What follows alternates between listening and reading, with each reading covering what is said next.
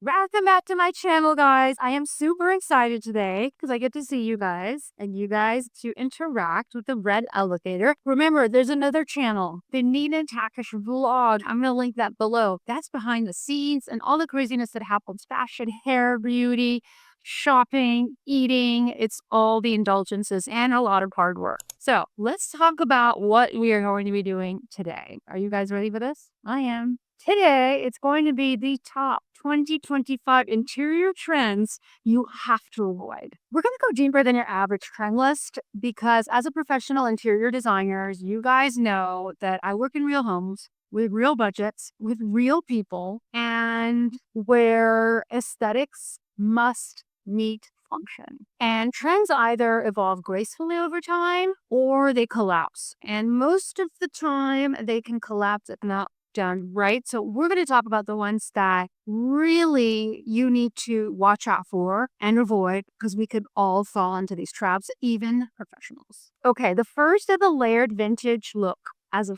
formula. Let me explain. So clients are asking me to give them that Parisian apartment, ornate, eclectic, vintage vibe. And it's becoming a little formulaic in the way that some people are doing it. So in order to avoid that trap, I am here as your interior design bestie to tell you that doing the proverbial ornate French mirror with the, ubiquitous marble coffee table and the gallery wall with it's done and overdone. So you have to be very careful not to cut and paste. So the rise of online vintage shopping, which by the way, don't get me wrong, I am a huge advocate of vintage shopping, whether it's fun, design sites or auction sites, please do not stop that. But there's a specific look that I'm going to put up on the screen that you guys need to avoid. Like the wavy mirror had just a great moment until it was everywhere. Literally, it's now on Alibaba. So if it appears on Alibaba, that is your cue.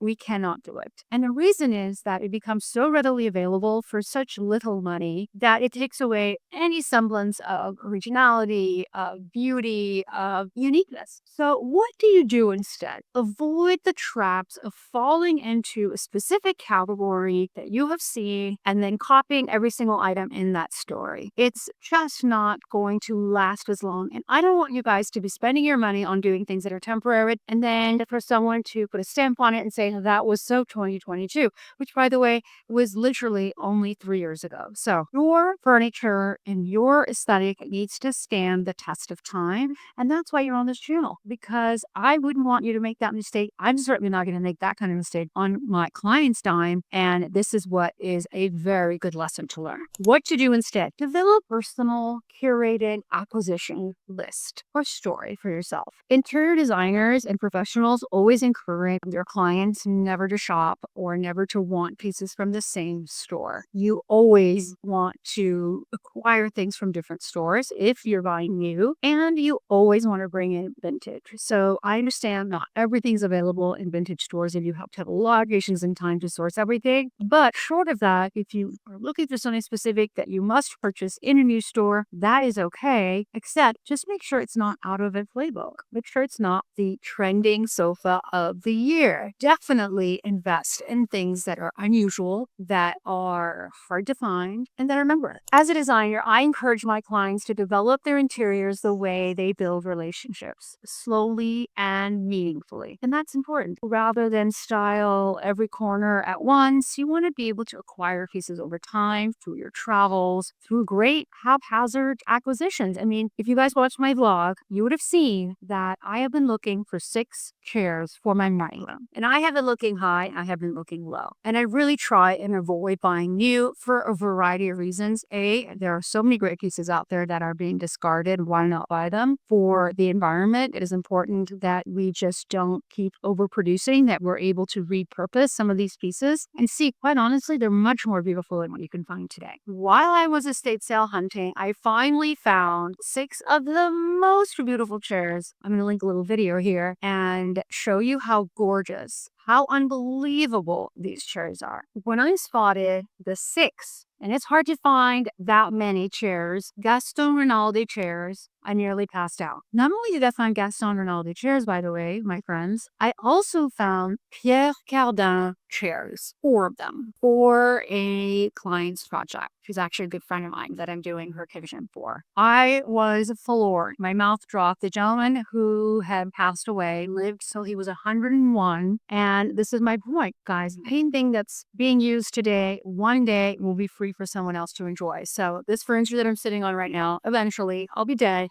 and someone else can have a good time with it. I really encourage you to push the envelope, to go hunting, to find these unique things, and don't be afraid. Don't doubt yourself. Go with your instinct. I have met so many of you on my Zoom calls, which, by the way, if you would like a Zoom call, it's very simple. You just have to click the link in the description section. My calendar pops up and we're able to chat and talk about your design. I can help you with your furniture selection, paint colors, whatever it may be. A lot of you expressed and reaffirmed the same thing, which is, Nina, I needed to bounce this off of you, but this is what my gut told me. I just wasn't sure. So I'm letting you know that 9 times out of 10, your gut instinct is right. If you feel something is going to work, don't doubt yourself. Bring it in. And especially if it's at an estate sale where you get a good deal for it, because worst comes to worst, you could always resell it. So the next item, or shall we say trend to avoid, are islands with waterfall edges. Now, I'm going to say that with a caveat. I've got a waterfall edge, but if I were to build new, I wouldn't do a waterfall edge. Why, you may ask? Well, it did have its strong moment to a point where it became now is a little bit dated, but I'm not saying to get rid of your waterfall island. Absolutely not. I'm not getting rid of mine under any circumstance. I embrace it. And because everything in that room is so different, it works. So the point is that if you're building a new kitchen, do something that speaks to you, that's timeless. If you love waterfall, go ahead and do it. But then don't do what everybody did, 5 or 10 or 20 years ago, which is the waterfall island with the shaker cabinet and the black faucet, for example. I'm just giving you an example. I don't dislike any of those things. I just think together, again, replicating what has been seen over and over and over again tends to become a problem. Well, instead, do things that you love, that make sense for you, and you will see that you will always love it. And because it's not a copy and paste, then it is something that will not be dated, if that makes sense. So what should you do with regard to your island? I would design an island with versatility, because that is never going to go out of style. You will always use your island more than any other surface in your kitchen. So integrate a beautiful island with some seating, with drawers, combine surfaces like quartzite and wood or marble and wood, whatever you love, and ensure that there's at least 42 inches of clearance on each side for true comfort and functionality. Okay, the next trend to avoid is the over-architected lighting fixture. You guys have seen them. They're now on Alibaba. And who's to say, how are we going to know when to avoid these things? Well, when you are thinking about buying them because you've seen them over and over again, you have been programmed to like it, that's when you know it's too late. Find something that you hadn't seen before and hope that it doesn't become a trend and buy that. And short of that, what I recommend that you do is, again, find a vintage Murano. I have a vintage Murano in my foyer. I bought this 15 years ago. I bought it long before I even built my house. It's still there. I still love it. You could have seen this in the 50s, 60s, 70s. It's still timeless. It's beautiful. So if there's something like, for example, do you guys remember when those round balls were really in and there were a multi-level and they were just a simple round ball? Well, that's something that was really played out. So avoid doing that, and also avoid in one singular space. I see this done a lot, putting in, for example, a chandelier over your kitchen dining table, and then a chandelier or pendants over your kitchen island when they're too close to one another. Pick one or the other. It doesn't mean that more is better. In fact, less is better, less is more. So if you've got a room with 2 pendants or 2 chandeliers, I would definitely scratch one of those. Also, don't forget, my favorite thing is to plan for ambient task. Ambient lighting is very important, which means floor lamps, table lamps, LED lamps. Now we're seeing a lot of regular size lamps that are 20 inches that do not need a plug. Have you guys seen these? They're everywhere. They're becoming more and more technologically available, and that will allow you to put a lamp anywhere without a cord, which I absolutely love. You just have to give it a charge and then be able to use it. So kitchen island, Yes, we are going to put a lamp on our kitchen island in our float project because I love a lamp there and I certainly don't want to drill a hole into the marble and I don't want to see a cord. So there is so much that is available to us. We just have to open our eyes, look around, find these products, and make use of them. What about a beautiful little mini lamp on a book stand? I love that. Wouldn't that be chic, or a shelf? It's my favorite thing to do now. And I love the little portable lamps. We're putting them outside. I'm putting them on outdoor dining. I'm putting them on bars so I don't have to make holes inside. So there's so much that can happen. I will be, of course, taking you to my flip project. We are almost done with the construction. We will be staging with my beautiful Nina Takesh furniture. Why not? Where else are we going to put them, right? And we will be staging with that furniture, and I'm going to give you a tour of that entire house and exactly how I use my lighting, my furniture, and everything else. So make sure that if you're not subscribed, now would be a big time so you don't miss any of that beautiful content. Another trend to avoid, we talked about this, is the ribbing. I love ribbed included. Don't get me wrong. When it first came out, I was floored, excited that finally there was a different application to wood than the regular flat wood or wood molding, and therefore the ribbed fluted wood came out. But then it became so ubiquitous that next thing you know, it was available at Walmart, Home Depot, and that's when it had to end. So what do you do instead? Open a book. Go to the library. Open a book from architecture from any period in time other than yesterday and look for a design of a bar or something that speaks to you and do that. Now that's not going to go viral because you got it out of a book. If you're unsure, then, talk to your bestie, your design bestie, whether it's me or a friend or someone that works in the industry, and ask them what they think. Again, fluted cabinets are out. I still love fluted glass. I think fluted glass in showers are great, but I'm worried, what if that becomes a huge trend? That's a little bit, it still hasn't caught on that much, so maybe we'll be able to use that. But again, if you love it, use it, but then again, don't put everything that's trendy. Just put one or two things that speak to you.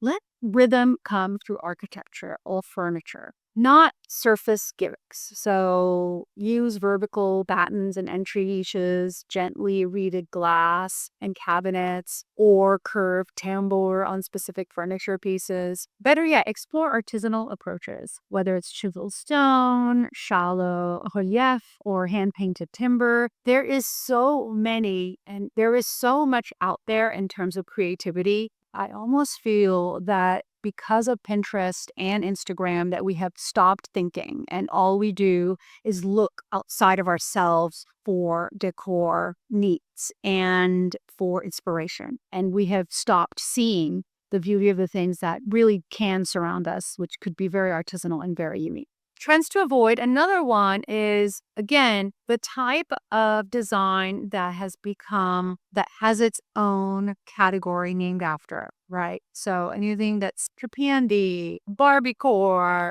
Coastal Grandma, we've heard these terms. And the reason those terms have been coined is that aesthetic has repeated itself over and over and over again. I think that's great for maybe a young teen who is exploring design and wants to mimic something that their friends have. I think that's sweet, and that's a great way to get your feet wet in interior design. But for us, hopefully, some mature, some not. In terms of age, I am mature, maybe you're not, but for some of us who have been in the game longer or who have mature and advanced tastes, it's better that we don't fall into those traps. It's okay for a dorm room. I know that I have moms that are looking to design their spaces and they come to me, friends of mine, they say, Nina, my son is going to college. What should I do? And that's where they can participate in the design of their dorm rooms. And we really don't have to go the extra mile and go nuts and come up with something creative unless they have that creative gene. Anyway, I digress. Think emotion. Do you want to feel soothed or do you want to feel stimulated? Is this space for focus, gathering, or rest? Think it through. Think your design through. What is the purpose of each space? And make sure that you quantifiably find pieces that will serve those purposes. So whether it's a dinner conversation area or whether it is a place for work and hustle and bustle, you need to really think it through. All right, trend to avoid is boucle. And I know what he's going to say, Nina, aren't you sitting on boucle? I'm not sitting on boucle. It might look like boucle from afar, but this is more of a tweet. And it has a lot of variety. It has different color and background versus the forefront. We all know, and you guys know what boucle I'm talking about. It is such a great fabric. I am so sad that it's become such a trend that when you see it, you automatically shut off from it. And I wouldn't want you guys to buy a new piece in boucle. If you have it, that's great. I have it. I mean, it's a great fabric to use. It's very versatile. It comes in smart fabrics, meaning it is easy to clean and it's performance and has all the bells and whistles. But unfortunately, too many of us have fallen for the boucle trap. So instead, use something different. Perhaps use contrast piping, perhaps use a velvet, or maybe do a combination of fabrics. If you love boucle, maybe you do the base of your sofa in boucle and maybe the cushions in a velvet. Like, just try and change things up so that it's not cut and paste. Another trend to avoid is the aesthetic maximalism without spatial planning. And what I mean by that, of course, we're going to throw in some examples so you guys know exactly what I'm talking about. It is about more is more and keep adding more and meaningful layering, and it can be very, very powerful and really great. It's not my aesthetic because I like things to be modern, classic, yet minimal, but there are some great applications of it. I just want to make sure that you guys are aware that when you overload a room, whether it's you or a designer doing it, you really need to think about space planning, and you need to have areas that are not overly crowded because it could just look like a storefront. You know, a boutique you walk into with furniture as your core and it's just filled. And the reason it's filled is because they have to pay the price per square foot for you to see all the items. Of course, that makes sense in a store, but in your home, it must not look like that.